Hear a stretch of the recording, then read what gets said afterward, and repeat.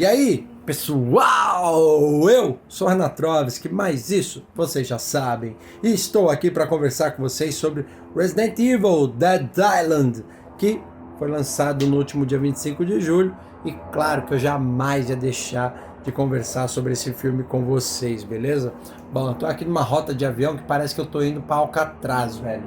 Eu já parei o vídeo umas 25 vezes aqui para começar de novo, porque passa um avião e volta outro. Parece que eu tô na pista do aeroporto, só pode, velho. Mas vamos que vamos.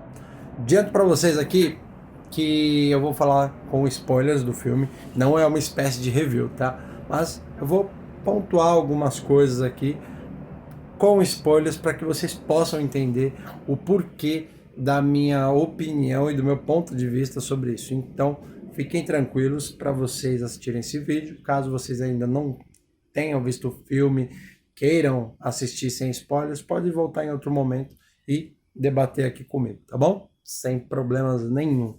É claro que eu vou pedir aquele super like para vocês, porque meu coração só bate quando vocês curtem o vídeo. E obviamente que vocês podem se sentir à vontade para compartilhar da maneira que for, porque esse vídeo pode chegar a mais pessoas que podem gostar desse conteúdo e querer participar dessa conversa, beleza? Então vamos embora. Bom, vamos lá. Resident Evil originalmente foi lançado no dia 7 de julho no Japão e tem a direção do Eiichiro Hazumi. Pois é, adianto para vocês aqui de cara, velho, o filme não é legal. E olha que eu gosto muito das animações de CGI, esse é o grupo de personagens que eu mais gosto nos games, gosto muito do Chris, da Claire, do Leon, da Jill e da Rebecca, mas não foi dessa vez. Rebequinha que me perdoe, mas a participação dela é um baita spoiler para tudo que vai acontecer no filme. E além disso, claro, as outras personagens ali não têm arcos tão bons que façam com que esse filme ganhe a sua atenção com muito êxtase. Ponto é que o início do filme já te dá um baita spoiler do final do filme. Olha só, vocês não precisam ser pessoas assim super atentas para poder sacar o que vai acontecer no futuro do filme. Pois é, no desenrolar do início do filme, por exemplo, você já consegue extrair algumas coisas que você vai ver lá no final e a grande ansiedade para você ver como as coisas se desenrolam, elas vão se dissolvendo. A real é essa. Então, o que acontece? Você vê ali a Claire, por um lado, fazendo uma investigação sobre algo que aconteceu com uma baleia na praia, né? Ela está fazendo uma investigação sobre o que pode ter matado aquela baleia e colhendo dados para a Terra Save. O Chris e a Rebecca, eles de alguma forma estão dando ali algum apoio para a Claire, né? Acompanhando essa investigação. A Jill, ela aparece de uma certa forma ali tentando se reconectar, não só com a equipe, mas com o mundo, porque ela tem ali aquela questão de ter sido uma escrava do Wesker com a lavagem cerebral que ela sofre, né? E essa é uma parte legal até do filme, porque ela fala sobre isso e, consequentemente, ela explica o que ela sentia com aquela situação, né? E também é aquela coisa, ela está se readaptando a voltar a campo, né? E o Leon, daquele jeito, tipo, o legal do arco do Leon aqui é que sustenta um pouco do que ele tem vivido após Resident Evil 4. Pois é. Depois de Resident Evil 4, o Leon aparece ali no Resident Evil 6 e tudo bem. E ele reaparece na animação anterior, só que assim, tipo, aqui parece que eles resolveram fazer assim, ó, vamos olhar para o Leon aqui e vamos reconectar ele com o universo de onde ele veio, né? Porque no filme anterior ali, por exemplo, você vê que ele está passando por uma crise de responsabilidade, da qual ele carrega o fardo de ter perdido uma equipe. Fato dado aí, mais ou menos ao mesmo arco que o Chris teve em Resident Evil 6, que ele acaba perdendo a equipe tentando salvar o mundo das armas biológicas e tudo mais. Enfim, é basicamente isso os arcos que sustentam as histórias dessas personagens no filme. Ok? Vamos ao filme. O filme, ele é um filme que não te traz muita surpresa. Então, aquela veia de tipo, aquela ansiedade que a gente sente por querer ver o que se desenvolve, né, no decorrer daquele tempo de tela, acaba indo ralo abaixo. A real é essa. Você tem um roteiro pobre com soluções preguiçosas, né? E dá-se muito a questão do super-heroísmo dessas personagens. Pois é, eles estão ali de alguma forma tendo que trabalhar juntos por causa de coisas que eles estão investigando separadamente. Tudo converge a ser uma mesma coisa, né? Então isso faz com que todos se encontrem ali e comecem a trabalhar junto. No entanto, o roteiro se preocupou tanto em fazer uma espécie de altar para o protagonismo da Jill que acaba se perdendo durante o filme. Dado é que você tenta se reconectar ali com a Jill, mas a todo momento você está mais perdido do que a Jill no filme. As conversas entre eles são muito fraquinhas. Você não consegue ali entrar no drama de cada um tendo as suas preocupações, os seus problemas. Você não consegue nem querer, de fato, entender o porquê que eles estão tão envolvidos com tal situação, entendeu?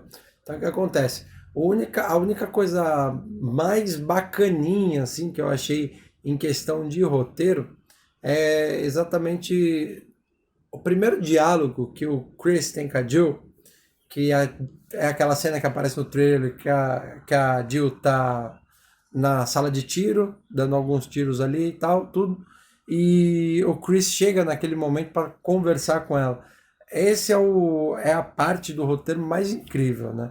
Nós temos também um vilão aí que... Ó, o vilão do filme anterior já tem uma motivação bem fraquinha para fazer tudo que faz. E esse é mais genérico ainda. Quando vem aquele grande plot de ele explicar o porquê que ele está fazendo isso e tudo mais, você fala, tipo, mas é só por isso? Sabe? Tipo, vou resolver destruir o mundo porque meu melhor amigo morreu, eu matei meu melhor amigo, né? Tipo, sabe? E vai totalmente contra o que a história do próprio vilão mostra no início do filme, sacou? E o filme começa de uma maneira bem legal, porque ele retoma ali fatos que aconteceram nos dias antes de Raycon City, de fato, deixar de existir do mapa. Além disso, claro, é retomado também o T-Vírus. Pois é, o T-Vírus aqui nesse filme, ele tem uma evolução. Então, vocês terão ali BOWs bem diferentes do que nós vimos aí nos 3 primeiros Resident Evil e, claro, você vai ter uma evolução do T-Vírus com o vírus que é abordado no filme anterior. Então, no filme anterior, por exemplo, o Arias, ele comanda ali faz com que os zumbis ataquem só quem ele quer, né? Aqui ele não trata de... Como é que fala? Não são os zumbis a grande sacada do negócio. Obviamente que tem, porque Resident Evil sem zumbi não tem como, né? Mas não dessa maneira. E a outra coisa onde eu pontuo o filme, os zumbis, eles são praticamente tipo Homens-Aranhas. Pois é. Eles sobem, correm, pulam, virou uma coisa meio, como é que fala? Meio alegórica até. dá-se também aos superpoderes dos super-heróis, né? Porque você vê ali, tipo, situações do Chris, da Claire, fazendo coisas ali que, entendendo que eles são seres humanos, sem superpoderes, não faz sentido. A real é essa, né? Enfim, mas o roteiro precisa andar e eles encontraram essas soluções práticas e preguiçosas para poder fazer esse roteiro caminhar. De fato, as cenas de ação do filme são bem fraquinhas. Bem fraquinhas. A única cena de ação que eu posso falar que eu gostei de fato foi a cena de ação de Alcatraz, que eles ficam ali em um corredor e as pessoas que estão com eles começam a virar zumbis e eles precisam sobreviver àquilo. Obviamente que não sentimos medo por eles. Por quê? Porque a todo momento você sabe que nenhum deles vai morrer. E ainda mais vendo a desenvoltura deles com relação à movimentação, superpoderes e tudo mais ali, é muito, muito, muito, muito. Tira, né? A real ameaça que deveria nos fazer emergir mais no filme. E isso piora no desenvolvimento da história, né? Enfim, temos ali, eu não lembro o nome daquela personagem loura que ficou viva no filme anterior. No entanto, ela volta aqui, só que ela volta de uma maneira tão bocó que você fica pensando assim, caraca, meu, pra que voltou? Sacou? Tipo, é bem ruim. O desfecho da história dela também piora, né? Você tem ali uma série de situações que de fato tiram o brilho do protagonismo de todas essas personagens. Dou uma ênfase maior pelo protagonismo da Jill aqui. Aqui era para ser uma espécie de, como é que eu falo para vocês? O protagonismo dela era para ser uma espécie de uma coisa brilhante, gigante, né? Só que o roteiro se perde tanto com a ênfase na história dela que o filme ele passa a tirar esse brilho a cada vez que a Jill aparece. Por exemplo, eu entendo que talvez a Jill e o Leon tenham trocado alguns e-mails, mas quando eles se encontram, não é algo assim tipo. Parece que eles são melhores amigos há anos, sabe? Tipo. E é a primeira vez que eles se encontram de fato, né? Que mais? A relação entre Jill e Chris, por exemplo, que eles são parceiros de anos, né? Nem parece que eles se conhecem. A real é essa. Tipo, existem ali alguns diálogos que mostram esse senso de parceria e tudo mais, mas é como se fossem, tipo, duas pessoas que se conhecem, mas não convivem entre si, sabe? A aparição da Claire, essa é a única que, de alguma maneira, ainda ameaça termos ali uma certa perda por ela, né? Mas é aquela coisa, tipo, o arco da Claire é tão mal desenvolvido que tem uma cena específica que ela fica presa e você fala, lascou, ela não tem como sair disso. E o roteiro corta e de repente ela aparece em outro momento ali salva, sacou? Então, tipo, você perde esse sentido de que ela possa estar ameaçada de ser derrotada naquele determinado momento, assim, sabe? Então, tipo, e isso é uma coisa que flui com todas as personagens durante o filme, né? A primeira cena do Leon, por exemplo, é uma cena de ação que você espera. A cena do Leon em Vendetta, ela é mais legal, a cena da moto. Ela é muito mais legal do que a cena que o Leon tem aqui, logo no início do filme. É muito mais intenso, muito mais bacana, e aqui parece, tipo, a gente tá acostumado a ver o Leon com suas acrobacias e tudo mais desde Resident Evil 4, né? E, por exemplo, em Resident Evil Vendetta foi aonde transformaram o Leon no Neo Matrix, né?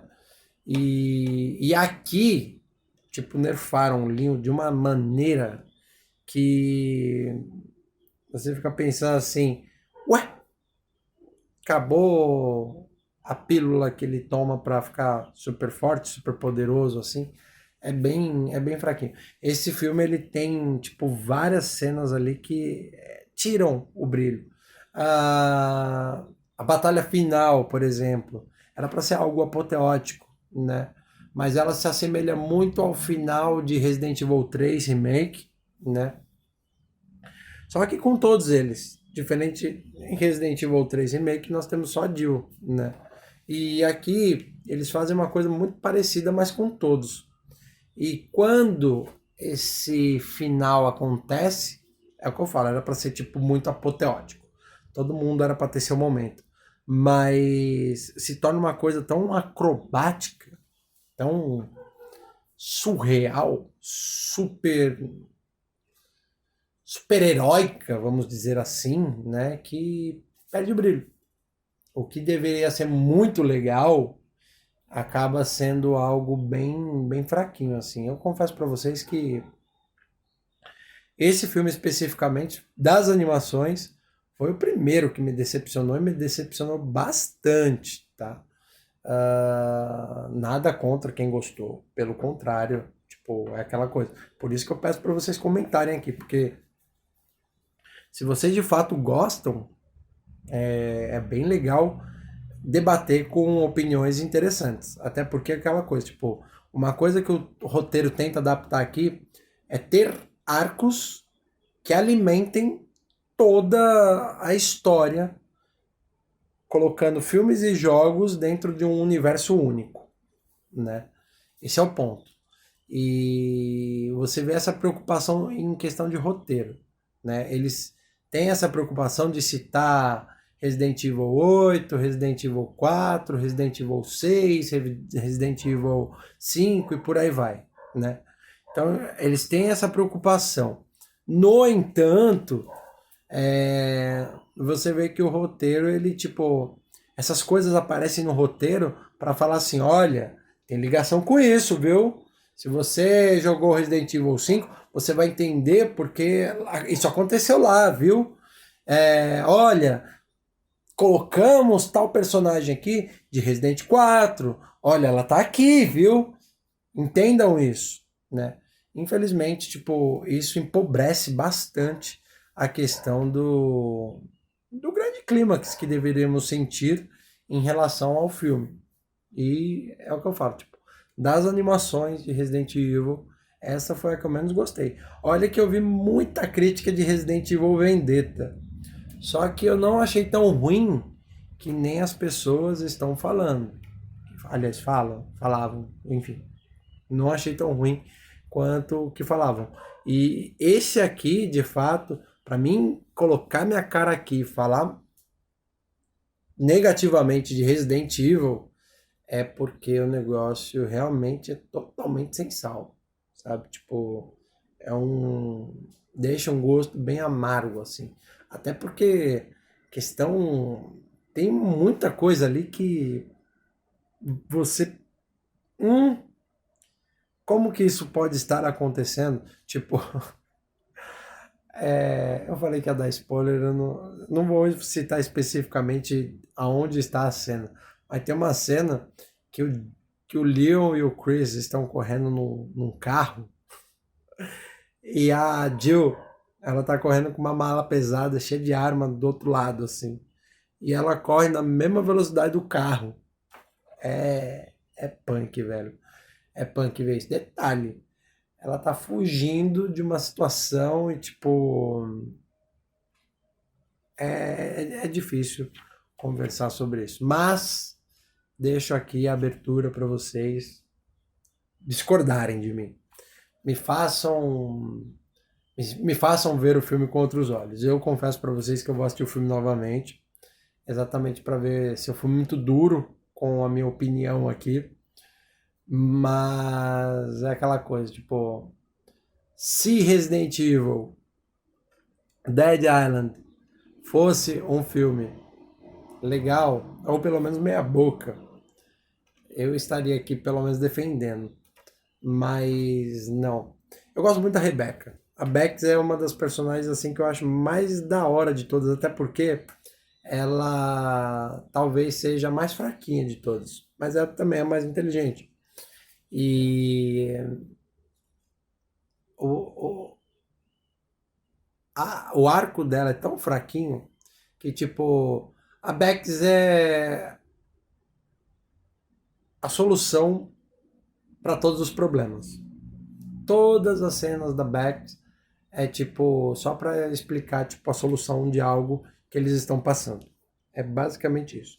A Bex tem explicação para tudo, a Bex consegue fazer tudo e a Bex tipo não passa perrengue nenhum durante o filme. A real é essa. É a solução prática para todos os problemas da equipe. Enquanto a equipe é voltada para essa questão da ação e da investigação, a Bex é tipo, olha só, o mundo vai acabar, chama a Bex que ela resolve. É tipo o Superman da Capcom, assim, sabe? Tipo, ela não tem super força, ela não tem super habilidades, mas ela tá ali de alguma forma completando o time com a sua inteligência. É basicamente isso. A Claire, que é a personagem assim feminina que eu tenho mais carinho, mais apreço, ela tá bem fraquinha em questão de roteiro, em questão de ação.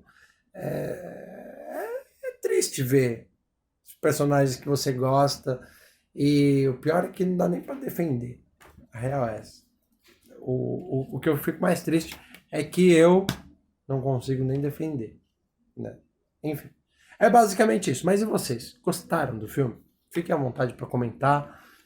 Coloquem aí os pontos de vista de vocês, opiniões, sempre com muita educação, galera. Porque você não está errado de ver o filme de uma maneira diferente. Sacou? É basicamente isso. Bom, deixo aqui um abraço a todos vocês. Fiquem com Deus e até a próxima, pessoal!